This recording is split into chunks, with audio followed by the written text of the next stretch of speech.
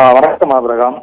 அதாவது ஒரு 2 இது வந்து தங்க கடத்தல் முயற்சியானது முறியடிக்கப்பட்டிருக்கின்றது டெல்லியை பொறுத்தவரையில்.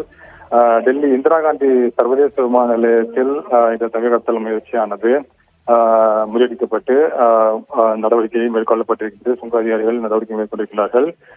நீங்கள் கைப்பற்றப்பட்டதை பார்த்தால் தோராயமாக கிட்டத்தட்ட 20 லட்சம் மதிப்புள்ள 170 கிராம் தங்கமானது கைப்பற்றப்பட்டிருக்கின்றது.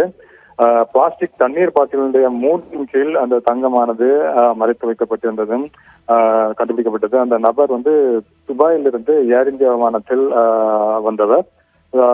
அந்த வெளியேற முயன்ற பொழுது, விமான நிலையத்திலிருந்து வெளியேற முயன்ற பொழுது தடுத்து நிறுத்தப்பட்டு 1962 சுங்க சட்டத்தின் விதிகளின் கீழ் அந்த தங்கமானது பறிமுதல் செய்யப்பட்டிருப்பதாக தகவலானது தெரிவிக்கப்பட்டிருக்கின்றது. மியான்மரின் யாங்கோனில் இருந்து வந்த ஒரு பெண்ணிடமிருந்து சுங்க அதிகாரிகள் கிட்டத்தட்ட 1 கிலோகிராம் தங்கத்தை பறிமுதல் செய்த மற்றொரு தங்க கடத்தல் முயற்சியும் முறியடிக்கப்பட்டிருந்தது. ஏனென்றால் அது வந்து அக்டோபர் 24ஆம் தேதி அந்த சம்பவமானது நடைபெற்றிருந்தது.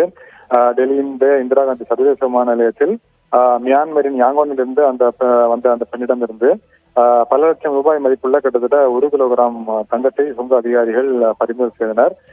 அவருடைய உள்ளாடைகளுக்குள் அந்த 6 தங்க பிஸ்கட்டுகளில் தங்கம் மறைத்து வைக்கப்பட்டது கண்டுபிடிக்கப்பட்டது.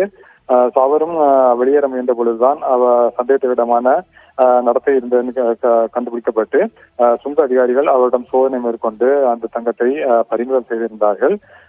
சோதனை அடிப்படையில் பார்க்கும் பொழுது தற்பொழுது குறிப்பாக துபாய் மற்றும் யாங்கோன் அந்த பகுதிகளில் இருந்து வரக்கூடிய பயணிகளிடம் சுங்க அதிகாரிகள் தங்களுடைய கண்காணிப்பு மற்றும் அந்த ஸ்கிரீனிங் திரையிடல் நடைமுறைகளை தீவிரப்படுத்தியிருப்பதாகவும் தகவலானது தெரிவிக்கப்பட்டிருக்கின்றது. ஆபிரகாம்.